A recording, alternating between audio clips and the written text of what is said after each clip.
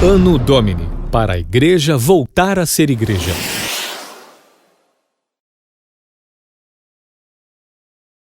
Meu tempo é curto, o assunto é grande, deixa eu entrar logo no assunto. Eu tenho ouvido de muitos lugares, pessoas dizendo: olha, eu cresci na igreja pentecostal, mas agora eu sou reformado.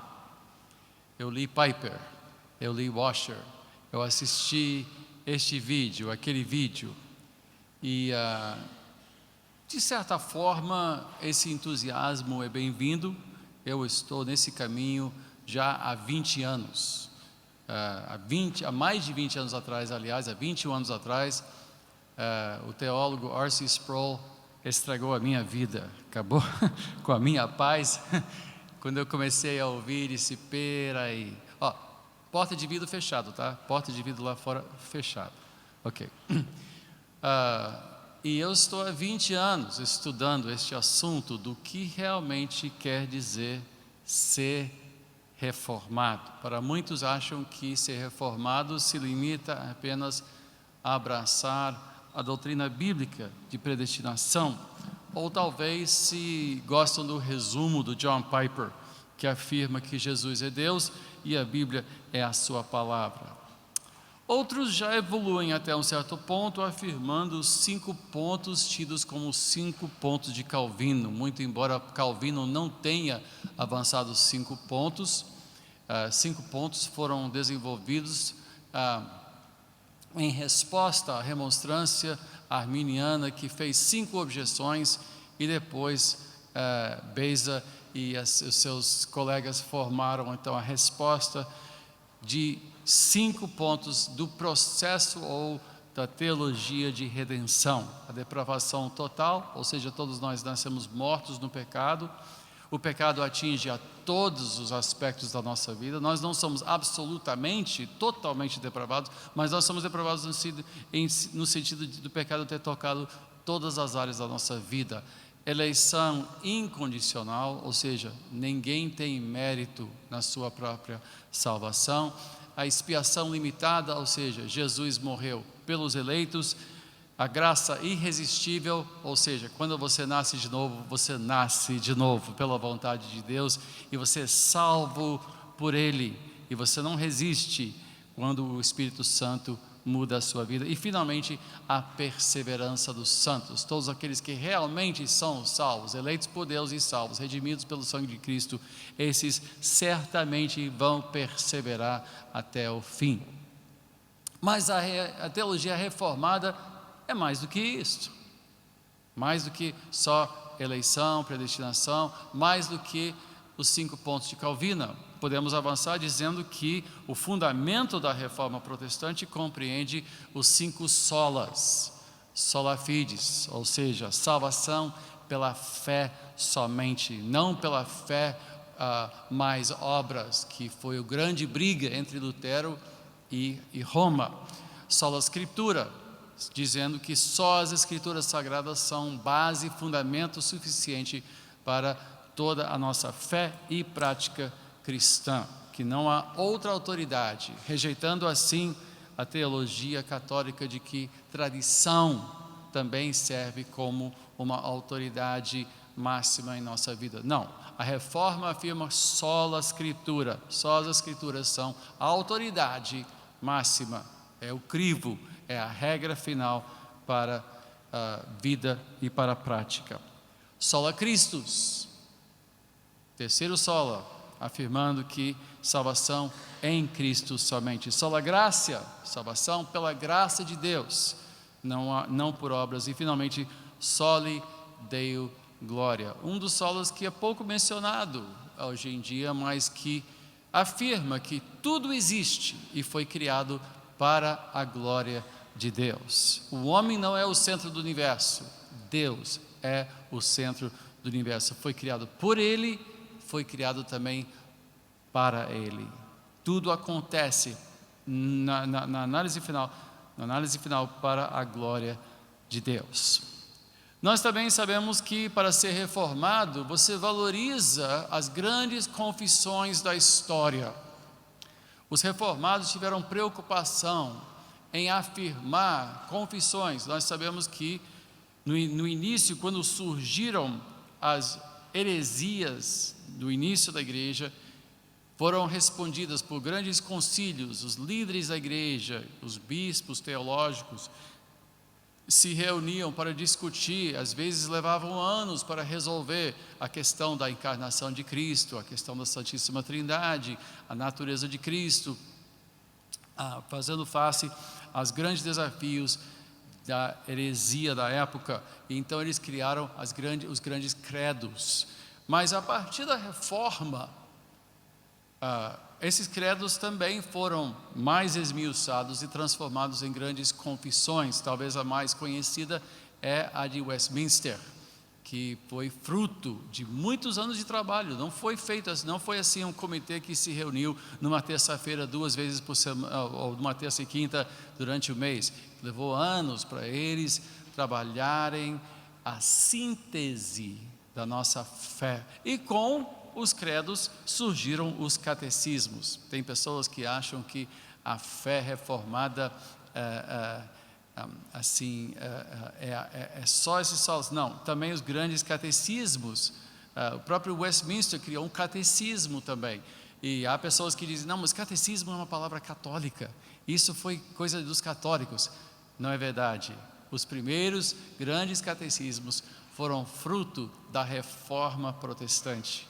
Houve sim o Didaquê do primeiro século, que foi assim, digamos, os primeiros passos, as primeiras considerações. Mas depois disso não houve grandes catecismos. Só surgiram novamente com a reforma protestante. E para ser um reformado, você também valoriza o estudo, não só da Bíblia, mas o estudo de teologia. Então, ser reformado é abraçar, primeiramente, os 5 pontos de Calvino. Sim, talvez, não é o ponto de partida, mas para muitos é a porta de entrada. Os 5 solas da reforma, os grandes confissões de fé e, finalmente, os grandes catecismos, ou seja, o ensino. Qualquer igreja reformada é uma igreja que se esmera por ensinar bem a palavra de Deus, e não só a palavra de Deus, digamos, histórias bíblicas, mas no púlpito há a pregação expositiva, de pegar versículo por versículo, capítulo por capítulo, ensinando e pregando um livro do início ao fim, fazendo séries de mensagens que simplesmente ajudam a abrir cada versículo para entender não só o que a Bíblia diz, mas o que a Bíblia quer dizer. É só isso? Não. Existe mais uma coisa que caracteriza a teologia reformada e a mente do cristão reformado. E este último elemento é teologia pactual. Teologia pactual, que é o âmago do nosso assunto hoje. Aliás, eu diria que é o contexto do nosso assunto hoje. Porque o nosso assunto hoje é batismo nas águas. Por quê? Porque recentemente tem surgido, por causa do interesse em teologia reformada e também em teologia pactual, há pessoas que equivocadamente estão abraçando o batismo, ou seja, o batismo de crianças. Por quê? Bem, principalmente porque as pessoas que historicamente avançam a teologia pactual são pedobatistas, são na sua grande maioria presbiterianos. A grande parte dos grandes mestres da palavra de Deus hoje, não só lá fora, mas aqui no Brasil, Augusto Nicodemos, Hernandes Dias Lopes, Mauro Meister, não Franklin Ferreira, ele já é credo batista, mas esses outros afirmam teologia pactual e afirmam também o pedobatismo. Como mestre em teologia pela Reformed Theological Seminary, eu posso dizer que conheço bem os dois lados da discussão, e ao nos reunirmos aqui e vermos que essa doutrina surgiu a criar muitas controvérsias no nosso meio, sentimos que era necessário colocar os pingos nos is. Então, diga para o seu vizinho, agora vamos colocar os pingos nos is. Vamos lá. Primeiro, para quem nunca ouviu falar de teologia pactual, o que é teologia pactual? Se você está notando, teologia pactual, segundo Ligon Duncan, meu professor de teologia pactual e presidente da Reformed Theological Seminary, teologia pactual é uma hermenêutica fundamentada na progressão da aliança entre Deus e o seu povo. Vou dizer isso de novo. Uma hermenêutica fundamentada na progressão da aliança entre Deus e o seu povo. O que é uma hermenêutica? Hermenêutica é uma filosofia ou um paradigma de interpretação. Por exemplo, se você ler o livro de Apocalipse, estava conversando agora há pouco, se você ler o livro do Apocalipse literalmente, você está obedecendo uma hermenêutica literalista. Se você entender Apocalipse como literatura apocalíptica, e eu não estou fazendo jogo de palavras, literalmente literatura apocalíptica é um gênero de literatura que é diferente das epístolas, é diferente das histórias. Você entenderá que certos símbolos e certos números, aliás, quase todos os números, têm valor simbólico. Então você vai ler isso com outros olhos, você vai entender as imagens, você vai procurar sentido, não no jornal de hoje. Quando fala da marca da besta, você não vai dar ouvidos a essas notícias sobre um grande computador na Holanda que vai marcar a mão e a testa de todo mundo. Isto seria dentro de uma hermenêutica literalista. Uma hermenêutica de teologia bíblica, no entanto, entende o gênero de literatura que é Apocalipse, e você vai ler ele através desse filtro, por assim dizer. É um filtro. É uma maneira de entender as Escrituras e ele governa as suas expectativas da leitura. Quando você lê, por exemplo, o livro de Provérbios ou o livro de Salmos, você não pode ler o livro de Salmos com a mesma aplicabilidade, a mesma aplicação que você leria o livro de Efésios. Efésios já é uma carta, ele é didático, enquanto os Salmos, ele afirma certas coisas de modo poético, às vezes até extrapolando a sua aplicação mais prática, não é? Então, teologia bíblica nos leva a entender que cada livro tem, digamos, a sua voz, e você tem que saber ouvir esta voz, não é? Quando o namorado diz para a namorada, olhe, esses olhos de jabuticaba, não quer dizer que você tem fruta nos olhos, não é não? Olhos de jabuticaba é o quê? É um modo de falar, né? Ou quando ela olha para ele e diz, meu gatão, não está chamando ele de um animal felino, peludo, está usando uma figura de linguagem. Então, quando nós lemos o texto, há alguns textos que usam figuras de linguagem, e nós temos que entender isto, senão nós vamos perder o sentido do texto. Uma hermenêutica, portanto, é o quê? É uma maneira de compreender as Escrituras. E esta hermenêutica é fundamentada no quê? Entendendo que a história da Bíblia, que o fio condutor do início ao fim se acha neste conceito de aliança ou de pacto. Nós chamamos, podia ser teologia de aliança ou teologia pactual, mas é o mesmo sentido. Agora, o que é uma aliança? Uma aliança é um pacto de sangue divinamente administrado. Aliança é um pacto de sangue divinamente administrado. A aliança entre Deus e seu povo contém alguns elementos importantes que nós precisamos entender. Primeiro, a eleição imerecida de Deus. A eleição imerecida de Deus. Noé achou graça em Deus. Imerecido. Não há nada que o recomende. Abraão também foi escolhido soberanamente por Deus. Primeira coisa. Segunda coisa, uma provisão divina acompanhada por promessas. Eu vou mostrar isso pelas alianças que nós vamos rapidamente tentar traçar nos 23 minutos que eu tenho restando, talvez 24. Então nós temos promessa divina, provisão divina, finalmente, em seguida, a obediência ou desobediência, obediência trazendo consigo benefícios e a desobediência trazendo sanções ou castigo. E finalmente, em quase todas as alianças, as administrações da aliança, há um sinal ou um selo para marcar, para lembrar os termos desta aliança. Em termos gerais, só existem duas alianças principais na Bíblia: a lei e a graça. A lei, muitos dizem, sim, Moisés é a lei. Não. A aliança da lei existiu somente em Adão. Só Adão.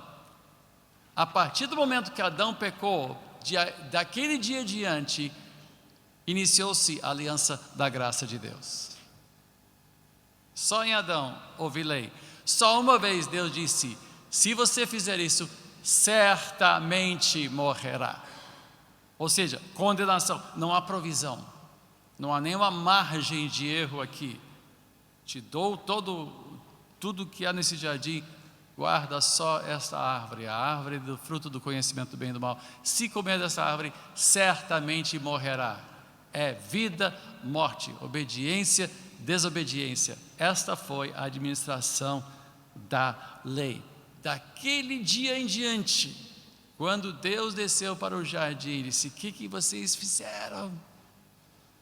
A partir daquele momento nós vemos em operação a graça de Deus. A graça de Deus de cobrir a nudez do homem, até de colocar a marca sobre Caim. Nós vemos a graça de Deus para que ele não fosse morto. Bom, mas existem muitas alianças, bispo? Não tem só duas, tem muitas alianças, tem a velha, nova, etc. Sim, existem administrações diferentes da graça de Deus. Administrações diferentes, às vezes divididos como velha e nova aliança. Mas há mais alianças do que a gente imagina na Bíblia. Começando com a aliança de Adão, a primeira aliança foi realmente a aliança de Adão. E nós achamos isso em Gênesis 1, a partir do versículo 27, e vai até Gênesis 2, o versículo 17. Eu não vou ler essa passagem, o tempo não permite. Mas os termos são simplesmente: te dou tudo isso, todo o jardim, te dou o paraíso. Agora, sejam fecundos e enchem a terra. Esta é a ordem. Esta é a ordem. Ordem essa que foi desobedecido onde? Em Babel. Em Babel. Eles ficaram num lugar só. E o que Deus fez? Ele mesmo se encarregou de espalhá-los pela terra, confundindo as suas línguas.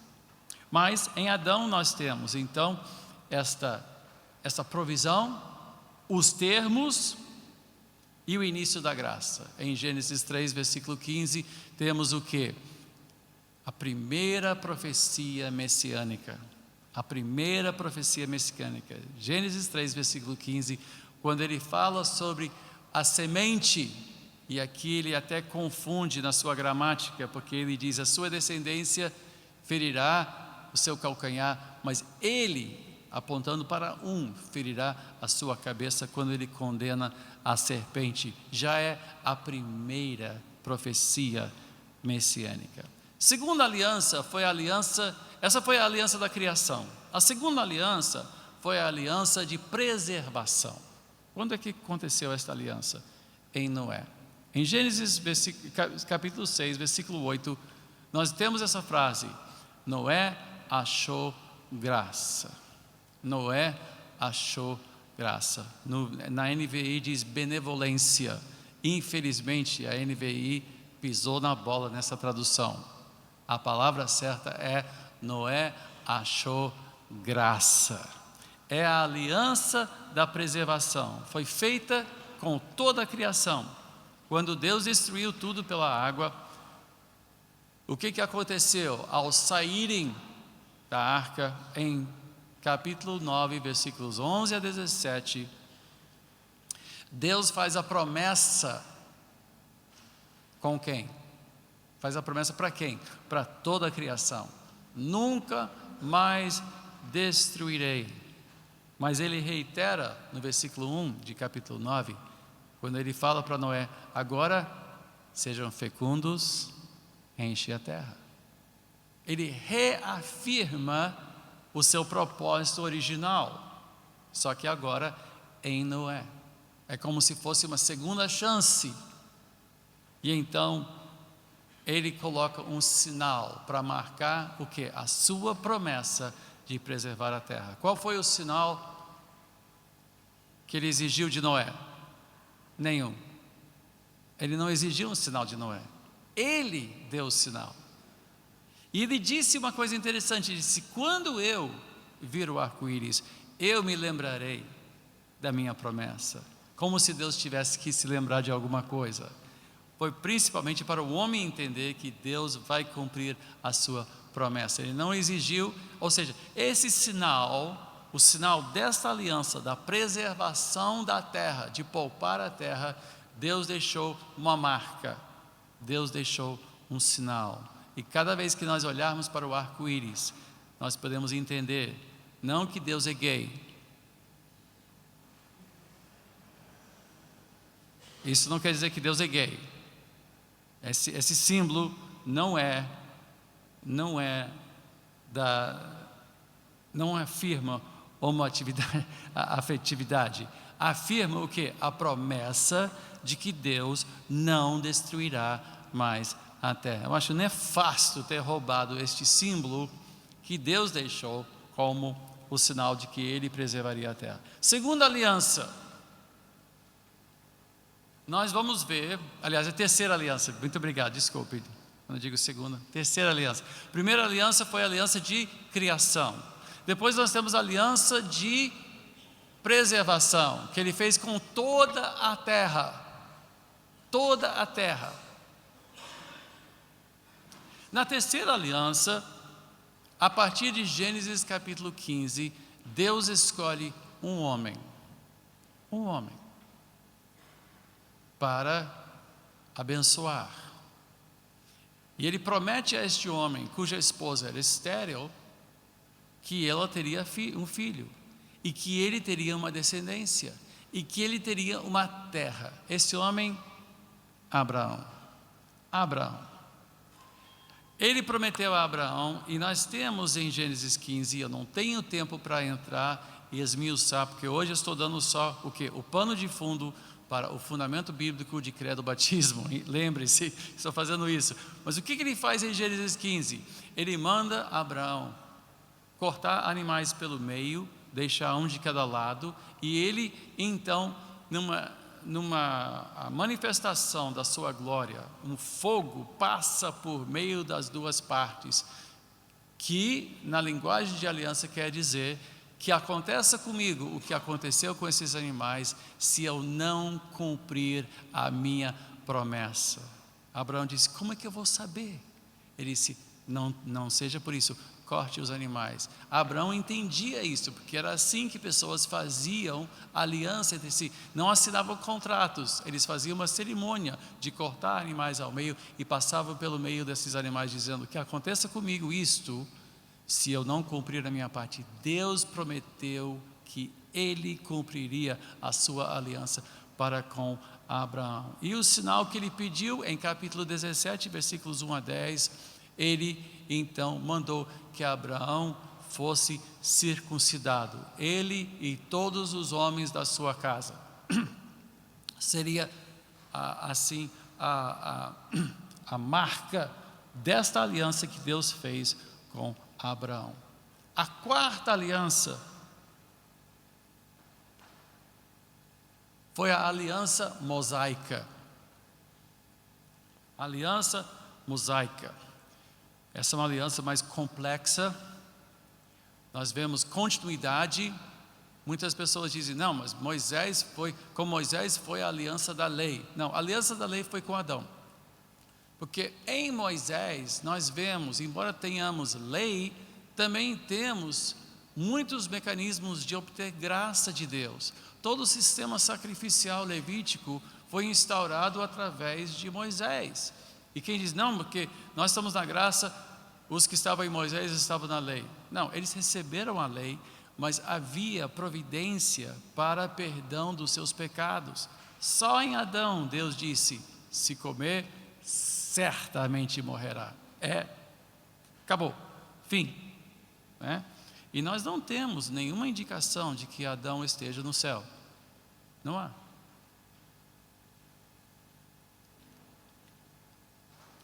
Adão morreu, foi condenado.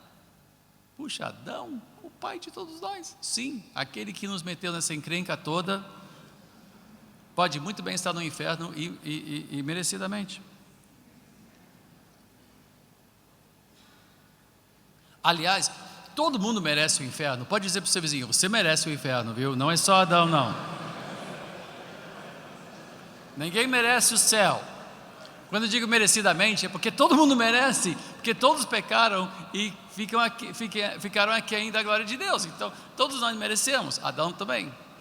Só que nós não temos nenhuma providência de graça em Adão. Foi a lei. Em Moisés, não. Em Moisés, você vê que há todo um sistema de sacrifício, de expiação, tudo apontado para Cristo, certamente, mas você já tem todo o sistema de lei e de graça. Qual foi o sinal? Havia muitos sinais nesta aliança. O sábado, as festas, havia várias coisas que faziam parte, não havia um sinal apenas em Moisés, mas já representa uma evolução. A próxima aliança, e eu tenho que ser resumido aqui, a próxima aliança nós achamos em 2 Samuel capítulo 7, quando Davi, deixa eu só voltar para Moisés um instante. Você vê, Deus fez a aliança com a criação, depois ele fez a segunda aliança com toda a sua criação, dizendo, não vou mais destruir, a aliança de preservação. Na terceira aliança, reduz tudo para um homem. E então, esta aliança passa de pai para filho, se torna uma família. Agora, em Moisés, a família se torna uma nação. Ou seja, uma continuidade, mas há também certas novidades e mudanças na administração desta aliança. Vai se tornando um corpo maior, agora representado como? Pelas 12 tribos de Israel, pelos 12 patriarcas de Israel. Em Davi, segundo Samuel 7, nós vemos Davi, após sua conquista, após ser estabelecido rei, ele traz de volta a Arca da Aliança para Jerusalém, a cidade de Davi, e ele então decide construir uma casa para Deus. E Deus diz, não, você não vai construir uma casa para mim, mas eu vou estabelecer a sua casa. E aqui em 2 Samuel ele faz um jogo de palavras, porque a casa de Israel fala de dinastia. E ele usa essa palavra, eu farei essa aliança contigo. Então agora, não só o indivíduo se tornou uma família que se tornou uma nação, mas agora a nação recebe um rei.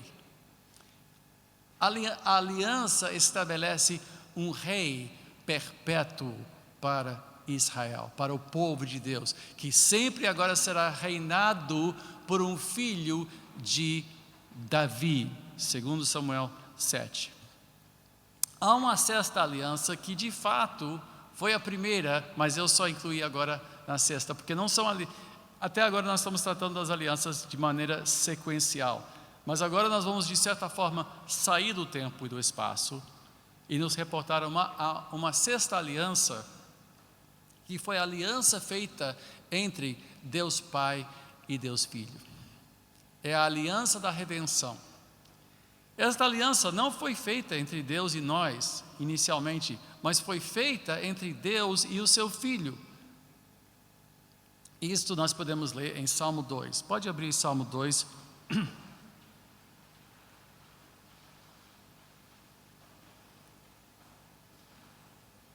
Diz, proclamarei o decreto do Senhor, Versículo 7.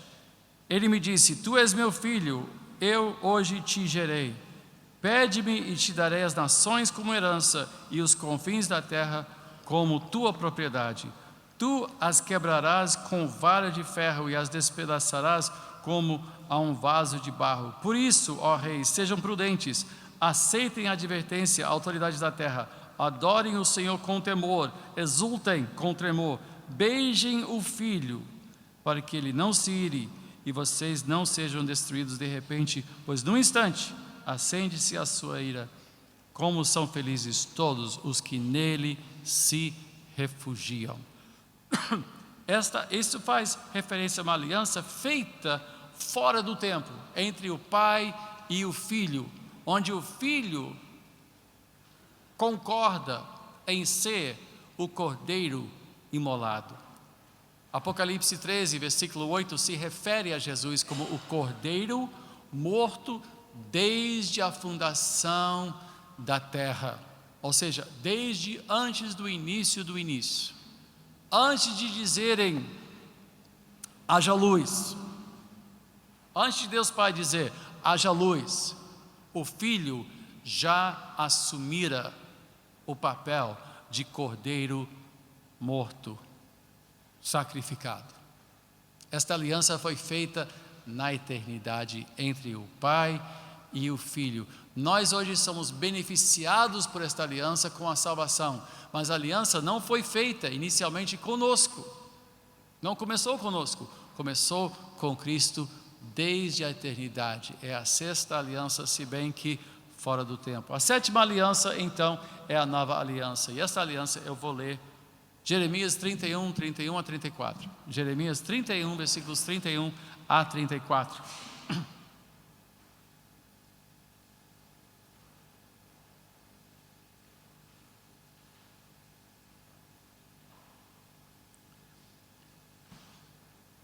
Estão chegando os dias, declara o Senhor, quando farei uma nova aliança com a comunidade de Israel e com a comunidade de Judá. Não será como a aliança que fiz com os seus antepassados quando os tomei pela mão para tirá-los do Egito, porque quebraram a minha aliança, apesar de eu ser o Senhor deles, diz o Senhor. Esta é a aliança que farei com a comunidade de Israel depois daqueles dias, declara o Senhor. Porei a minha lei no íntimo deles e a escreverei nos seus corações. Serei o Deus deles e eles serão o meu povo. Ninguém mais ensinará a seu próximo, nem a seu irmão, dizendo, conheça o Senhor, porque todos eles me conhecerão, desde o menor até o maior, diz o Senhor, porque eu lhes perdoarei a maldade e não me lembrarei mais dos seus pecados. Pois bem, essa nova aliança vem substituir o quê? A velha aliança. Uma aliança feita quando? Com Moisés. Com Moisés, essa aliança feita no deserto, esta velha aliança, é uma aliança que muda o coração, por que é a aliança de Moisés e não de Abraão? Porque ele se refere à lei escrita na pedra. Agora a lei será escrita no coração, todos conhecerão, todos que fazem parte desta aliança terão a lei de Deus escrita no seu coração. Se não estiver escrito no seu coração, você não faz parte desta nova aliança. Todos conhecerão o Senhor, ninguém terá que dizer ao seu próximo, conheça o Senhor, porque todos que fazem parte desta aliança conhecerão o Senhor. Só quem conhece o Senhor fará parte desta nova aliança. É uma promessa de vida eterna, é uma promessa dada pela graça somente. Qual foi a definição da velha aliança? O povo de Deus, formado por quem? Por representantes. Esses representantes eram os homens de Israel, e não somente os homens de Israel, até os servos que serviam nas suas casas precisavam ser circuncidados. As mulheres não. Quer dizer que não faziam parte da aliança? Faziam parte da aliança. Assim, de carona. Por quê? Porque a velha aliança era uma aliança ainda incompleta. A nova aliança é uma aliança firmada em cada coração. O povo de Deus é constituído por aqueles que são de Deus de coração, que conhecem o Senhor e cuja lei está escrita no seu coração. E como é que essa aliança é marcada? Qual é o sinal? Quais são os sinais? Ou qual é o selo desta nova aliança? É o batismo nas águas. Este é o selo, este é o sinal desta nova aliança, da sua iniciação na vida e na membresia do corpo de Cristo. Esta aliança é renovada perpetuamente através da celebração da Santa Ceia. Por que a Santa Ceia? Porque Lucas 22 diz que quando Jesus levantou a cálice, ele disse: este é meu sangue, o sangue da nova aliança. Então você tem a refeição que celebra a continuidade dessa aliança, a perpetuidade dessa aliança, mas o batismo marca o que? A nossa iniciação. Universalmente, o batismo nas águas é reconhecida como o sinal que separa os que são da Igreja de Cristo daqueles que não são da fé cristã. Não há uma igreja de verdade que não reconheça que batismo é o divisor de águas, é o testemunho público, é a identificação pública com Cristo, com seus vários, com alguns entendimentos diferentes sobre o que isso representa. Todos reconhecem que água, o batismo nas águas, é o símbolo que nos identifica com o quê? O sacrifício de Cristo. Não nos identifica com a nossa decisão necessariamente, nos identifica. O batismo nas águas não se fundamenta no tamanho da nossa fé, mas sim, sua base é o quê? A morte e ressurreição de Cristo. E todos concordam com isso. Os pedobatistas concordam com isso, os credobatistas concordam com isso, que o fundamento do batismo não é o que eu sinto a respeito, mas o fundamento do batismo é a morte e ressurreição. Na igreja, na história, porque teologia pactual surgiu principalmente entre os puritanos, que surgiram pouquíssimos anos após a própria reforma protestante. Você vê grandes gigantes da fé como John Owen, John Knox, o próprio Calvino, afirmando as máximas de teologia pactual. Mas eles começaram a lidar com um problema. Quem faz parte da igreja? Quem são os membros da igreja? Foi a grande pergunta dos puritanos. E perguntaram: nossos filhos são membros da igreja? E o que eles fizeram? Eles pegaram o quê? A administração abrâmica e aplicaram a administração abrâmica do sinal e do selo à nova aliança em Cristo. Então, assim como Abraão foi ordenado por Deus a circuncidar seu filho, e todo menino até 8 anos, ao 8º dia de vida tinha que ser circuncidado, afirmaram a continuidade, embora não haja sustento textual para tanto.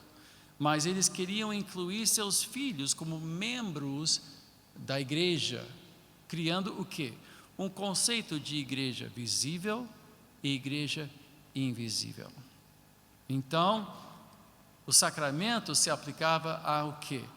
A todos que faziam parte da igreja. Eles não queriam que seus filhos ficassem fora da igreja. Embora eles estivessem sob a tutela da igreja, eles queriam afirmar a sua membresia na igreja. O credo batista não afirma filhos como membros da igreja, e sim como os tutelados da igreja, ou seja, eles estão sob a tutela, sobre os cuidados da igreja. Eles se tornam membros somente após a sua conversão a Cristo. Então, os pedobatistas afirmam batismo de crianças baseado na administração da aliança abrâmica. Os credobatistas não. Os credobatistas dizem: não. é a mesma dinâmica de aliança, é um sinal e é um selo. Só que, em vez de tentar ler o Novo Testamento, trazendo o Velho Testamento para dentro do Novo, nós temos que ver que, embora haja dinâmicas que se repetem, no Novo Testamento, a própria administração do selo passa por uma nova administração, porque muda a natureza da membresia. Membresia é o quê? Baseado em Jeremias 31, é o quê? É a lei escrita no coração. Nós não pertencemos. Deus não tem netos, né? Deus não tem sobrinhos. Vamos lembrar que em Israel, até os servos estrangeiros tinham que ser circuncidados. Era uma administração diferente, mas não era uma administração perfeita da aliança. Agora no Novo Testamento nós vemos o quê? Nós vemos as alianças chegando a seu ápice, chegando a serem completados em Cristo. Tudo acha seu cumprimento em Cristo. Bom, rapidamente, porque meu tempo está super curto. Há uma longa tradição, há alguns que estão dizendo, nós estamos inventando moda. Não, há uma longa tradição de batistas reformados. Desde o século XVII, desde o início, desde a época puritana, há uma aula da igreja que se identifica com teologia pactual e com a reforma, mas que afirma credo, batismo, ou seja, batismo mediante a fé somente, e que nunca batizaram crianças, nunca. Hoje em dia você vê isso em pessoas como John Piper, como John MacArthur, que afirmam batismo, mas também afirmam claramente, com todas as letras, a teologia pactual. Então, como é que nós vamos a tratar isso? Nós temos que seguir a tradição pactual batista, que examina os textos neotestamentários e depois analisam como os sinais e os selos evoluíram, porque entre as administrações da aliança de Deus houve mudanças. A primeira, aliás a segunda, o sinal foi Deus que fez. Ele fez no céu, mas ele não continuou. Em Abraão, foi Abraão que teve que fazer, né? E aí vai. Então, o que nós vamos ver na nova aliança? Bom, na nova aliança nós vamos ter que estudar agora o texto. Nós temos que entrar analisando a natureza do novo sinal, ou seja, de batismo, à luz das Escrituras, para ver o que continua e o que mudou. E que mudou. E isso nós vamos ver depois do intervalo, porque aí vem o mestre da palavra, o meu filho John, que preparem-se para escrever muito.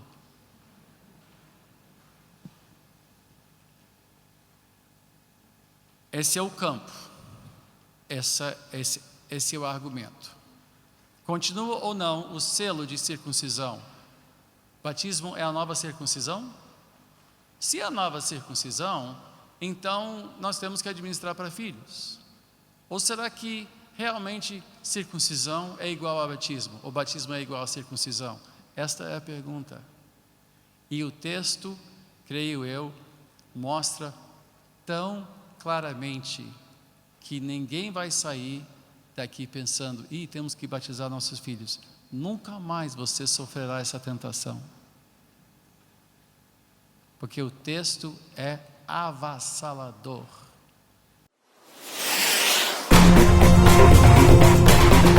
Anno Domini, para a igreja voltar a ser igreja.